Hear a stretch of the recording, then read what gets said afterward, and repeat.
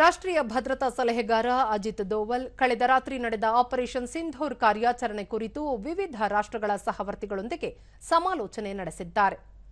ಅಮೆರಿಕದ ಭದ್ರತಾ ಸಲಹೆಗಾರ ಮತ್ತು ವಿದೇಶಾಂಗ ಕಾರ್ಯದರ್ಶಿ ಮಾರ್ಕ್ ರುಬಿಯೋ, ಯುನೈಟೆಡ್ ಕಿಂಗ್ಡಮ್ನ ಜೋನಾಥನ್ ಪೋವೆಲ್, ಸೌದಿ ಅರೇಬಿಯಾದ ಮುಸೈದ್ ಅಲಿ ಐಬನ್, ಯುಎಇ ಭದ್ರತಾ ಸಲಹೆಗಾರ ಶೇಖ್ ತಹನೂನ್ ಮತ್ತು ಅಲ್ಲಿನ ಭದ್ರತಾ ಮಂಡಳಿಯ ಮಹಾ ಕಾರ್ಯದರ್ಶಿ ಆಲಿ ಅಲ್ ಶಮ್ಶಿ, ಜಪಾನ್ ಭದ್ರತಾ ಸಲಹೆಗಾರ ಮಸತಕಾ ಒಕಾನೋ, ರಷ್ಯಾದ ಸರ್ಗೈ ಶೌಗು, ಚೈನಾದ ವಿದೇಶಾಂಗ ಸಚಿವ ವಾಂಗ್ ಯಿ, ಫ್ರಾನ್ಸ್ನ ರಾಜತಾಂತ್ರಿಕ ಸಲಹೆಗಾರ ಎಮ್ಯಾನ್ಯುಯಲ್ ಬೋನ್ ಸೇರಿದಂತೆ ಹಲವು ಗಣ್ಯರಿಗೆ ಮಾಹಿತಿ ನೀಡಿದ್ದಾರೆ.